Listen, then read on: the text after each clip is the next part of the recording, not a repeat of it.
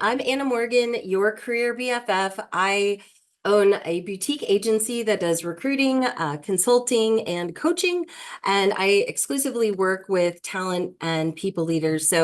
Daniel, Hire Easy team, thank you for hosting this.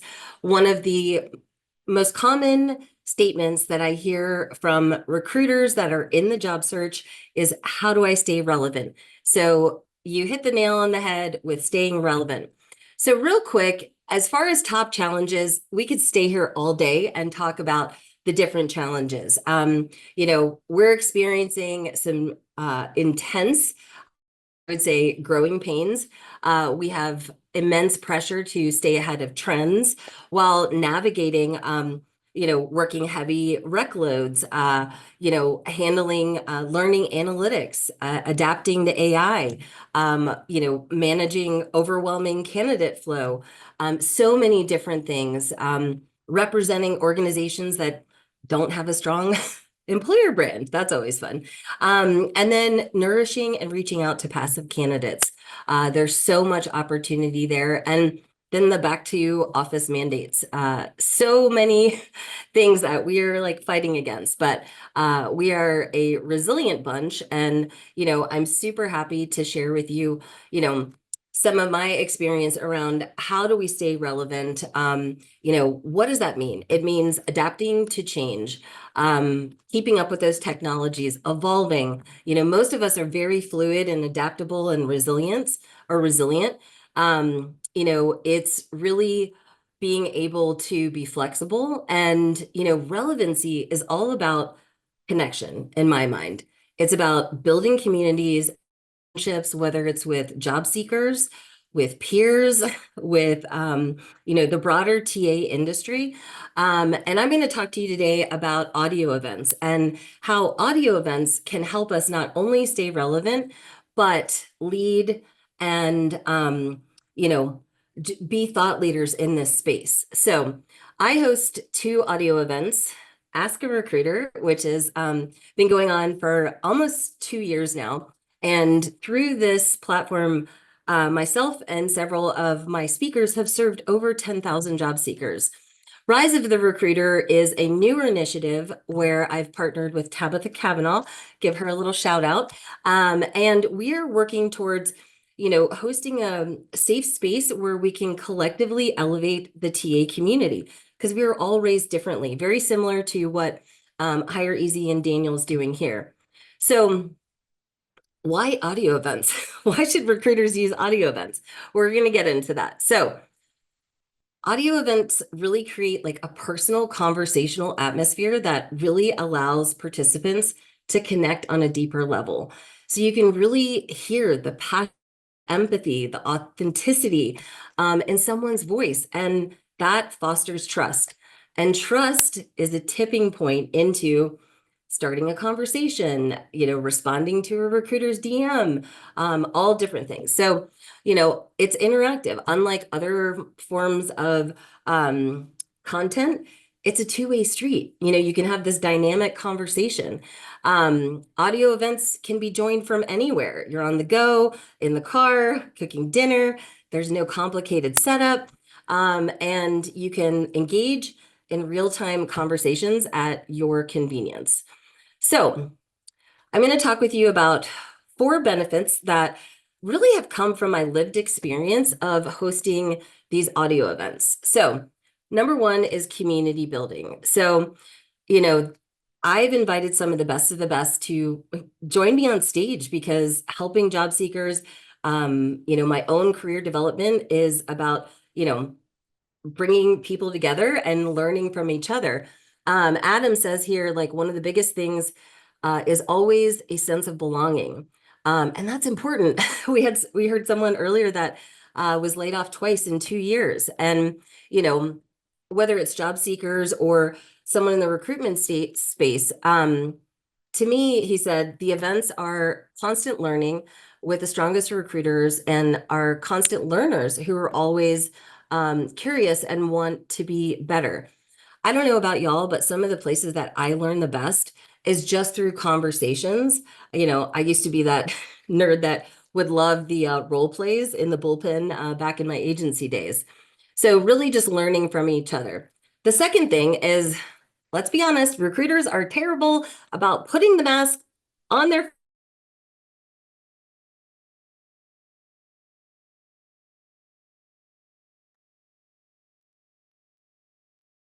Did we lose it, Anna? Audio events have been Okay, now we're incredible back. professors for continued growth and learning. And Kim Henderson, she's incredible. She's a veteran in our space. And she says, I've learned so much from the other host and from the attendees. Everyone has a different perspective.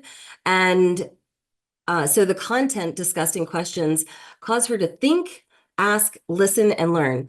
And then attendees add comments and wisdom that she'd never thought of. So what does that do? It keeps her plugged into the candidate experience, which makes her a better recruiter and talent leader. The third thing is let's blow up your brand, because a personal brand is the direct line to relevancy, in my humble opinion. My brand has saved me from getting off. It has created tons of inbound opportunities for me. And part of that is from, taking action and hosting these events and bringing people together. Brian Fink talks about where he was able to encourage the community to ask for accommodations. He doesn't normally get to have those conversations in his everyday work. James Ellis says, the listener thinks that they are learning or being entertained, but what you're building is a deep and meaningful rapport with the listener beyond anything other mediums can do. So, I've used audio events mostly for job seekers and then for our community. Just think about what is possible if you leverage audio events for the organization from a recruitment, marketing, employer branding standpoint. The fourth thing is collaboration over competition. That is huge, right? I mean, I don't know about y'all, but I grew up in the agency world where I was fiercely competitive. I was an athlete my whole life. I want to be the best. I want to surround myself with the best. And, taking these actions and these events as a discipline where I've focused on actions, which have always moved me towards goals. Um, Another quote is, these sessions break down the barriers between industries, bringing together job seekers and professionals from all corners of the workforce. Heather Colvin, shout out to her. She is incredible. So now I know I have sold you on the power, the impact, and the why to hosting audio events. And there's so few people doing audio, friends. There is so much opportunity out there. So how in the world do you do it? We're going to talk about 6 actionable steps to start creating relevance in stereo. And don't worry, at the end of this, I have a whole guide that you will be able to download as well. So how do you get started? Think about who you are and how you better the world. Use who you are to better the world of recruiting. Tap into those natural talents and focus on those relentlessly. You can reflect on what you're passionate about. What do job seekers or your peers need? You can provide career tips, hiring trends, recruitment challenges. There are a million ways that you can tailor these conversations. So, step 1, we have to plan. Now, I've listed out kind of pros and cons to LinkedIn, Twitter Spaces, and Clubhouse. I leaned into Clubhouse back in the day in COVID because that was a great place to build connection, and I'm ignited by spending time with people. So LinkedIn, you get direct access to professionals. Cons, you are limited to, I guess, fewer large-scale events. Twitter, you have a large audience, but it's mobile only. And then Clubhouse, which was incredible back in the day, it has definitely decreased its user base. So now, step 2, you have to choose your audience. So think about the value that you bring to the world. Lean into your natural tendencies. And if there's nothing you remember today about audio events, I want you to remember that what comes easily to you could be groundbreaking to someone else. And this has been like a super humbling lesson that I've had to teach myself through this entrepreneurial journey. So you can tailor these topics around doing interviews. You can experts in your industry. You can bring in other creators. You can have an event to discuss a keynote or a conference, or anything that's like really hot in the news. LinkedIn wants us to spark conversations. So it could be a trending topic, really anything to bring people together to have a fun, juicy conversation. Ideally, to elevate your brand or to recruit the talent for all the recs that you're trying to fill. So we're in the setup stage. I want to share with you 4 tools that I typically use. I started out with Otter AI for recording, but then you heard all my dogs and my clicking and my breathing in the background. Then I went to Loom, didn't have quite as you know, trouble with it. I use Canva for all of my graphics, and StreamYard for me has worked the best to record the audio events at this time. So I'm still learning, and that is the beauty of just taking fast action. All right. So before the event, plan, set up, promote. We have to decide what our objective is, what the platform is, and how we're going to get people to attend, right? So the best way to figure this out is to go and attend other audio events. You pick up on stage moderation best practices, and then you learn how the technology works. Because most people are like, what? It's a live podcast? How does that work? You want to run test. If you're going to record, I highly recommend that you test those tools out. And if you want to find events, on the left side of your newsfeed, at the bottom left will be events. If you click on that, LinkedIn's going to just automatically serve you up with events that are relevant to kind of your behavior on the platform. All right, so we're still in step 2. So Tabitha and I have guests. Actually, tomorrow, Ben Mina, shout out to Ben, is joining us on Rise of the Recruiter. So we set up kind of a calibration get to know you call and kind of get his familiarity with audio events, kind of riff on what we want the topic to be. And through that conversation gives us some awesome gems to create content to promote the event. So now we're going to create the event.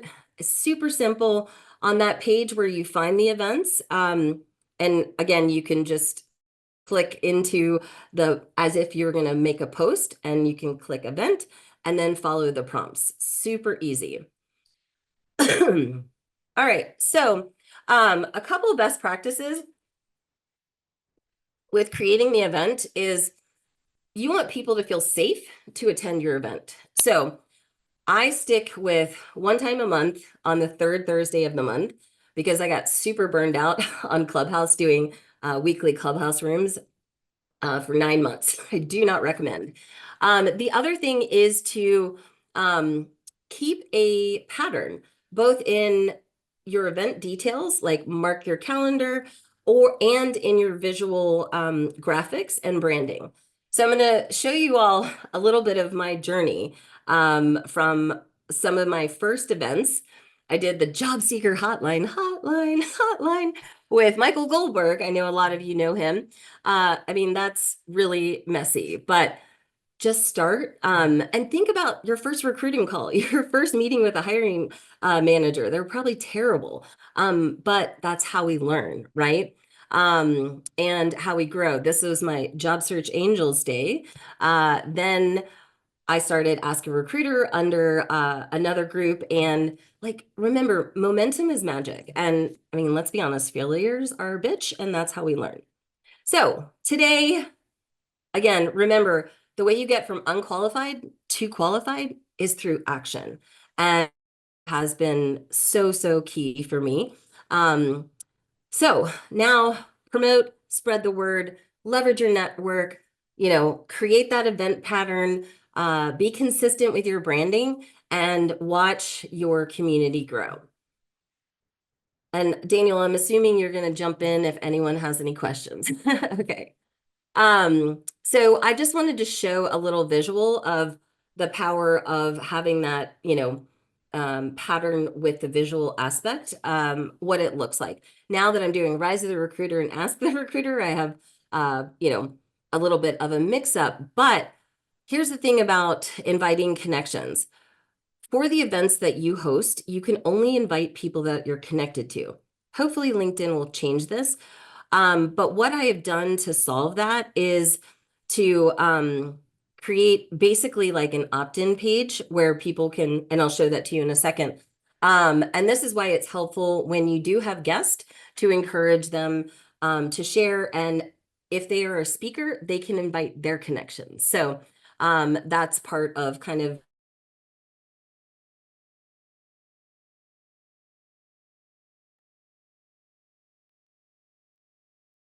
You still there? guest speakers. So Okay, now, perfect. Okay. tested it out. When you were the event creator, jump in. Nope. When you're the event creator, you can start the event early. So I recommend doing that about 10 to, oh, my internet was janky. Are we good? You're good. Yep. Keep Okay. going. So there's magic in the pre-live. So as long as everyone has accepted as a speaker, they should be able to join the pre-live, which is where, we talk about kids and dogs and Brian Fink's craving for a hamburger. You never know. You greet the speakers, make introductions, because I'm a community builder. I bring people together that may have not shared the virtual stage together. And then LinkedIn's a little bit bossy. It's going to tell you, you were ready to start. So let's go. All you do is hit the live button. And then now what? You welcome the audience members that are coming in and you get to see them coming in. And I always recommend that you welcome them by name. That always makes someone feel special, seen, and heard. Let them know about the captions, let them know that they can message each other without doing an in-mail, have your guest introduce themselves, really kind of set boundaries of do's and don'ts, like when you're on stage, please stay muted, no heavy breathing, no pitching your services, whatever your preferences may be. So as I mentioned before, you have to think about, you're building this community, audio events. What do you want people to do if they leave this event? I created like a resource guide so people could download, what am I looking for in order to feel safe to bring you up on stage? And I simply featured that in my featured section and people can download it. Additionally, again, because the invite situation is tough on LinkedIn, I just created an opt-in page so that I can email the LinkedIn invite every single month. So now you are in the event, you're paying how many people attend. Success looks differently based on what your topic is. And it's not all about the numbers, right? It's about the conversations and the lives that we affect through these conversations. So now I am a big champion of boundaries. Time to close the room. Thank people for coming, announce your next event, and what do you want them to do when you come there? So you close the room, you're going to be really jazzed up, and you're going to be juiced up. Pat on the back, you did it. That is huge. So many people are not doing it. Take a moment to reflect on what went well, what you want to do differently. I oftentimes send a note, an audio or video message to my speakers, thanking them for volunteering their time. And sometimes I jump on the phone and kind of download with someone else. And really, the magic of the speakers and the DMs behind the scenes is one of the most fun parts of, hosting these events. And, you might find an unexpected gift from doing this. Do you remember the 21st night of September? So this is the kind of fun that we have behind the scenes, especially if your Ask a Recruiter event is on the 21st night of September. So give a round of applause for Brian. I did get his permission to share that. Post-event, you want to make sure that you respond to all the comments of people that have engaged during the event, as well as respond to connection requests and, thank them for attending, tell them where they can go to opt in. There's so many different things that you can do, but you want to keep that momentum going because momentum is magic, and that's where the ripple effect happens. So start slow, test, recalibrate, and most importantly, have fun and kind of just watch what happens. And this is what I noticed after I'd been doing this. I started seeing more ask the recruiter, ask the recruiter, ask the recruiter in different places. And that makes my heart happy because we're serving more people. So today, I invite you to attend Rise of the Recruiter. I'll put up the hashtag again, or the QR code in just a second. Have a conversation with another recruiter about an audio event. Talk to your recruitment marketing. Could you interview some hiring managers and create a regular audio event for some tough to fill positions? So most importantly, just commit to putting that mask over yourself and commit to that continuous learning. And I know that is all of you here because you're committed to being a better recruiter than you were yesterday. So join us for Rise of the Recruiter. That is the QR code. And then I also have the Recruiter's Guide to Hosting Audio Events. And you're always welcome to connect with me on LinkedIn, as well as book a call, any of that stuff. I'm so passionate about supporting this industry.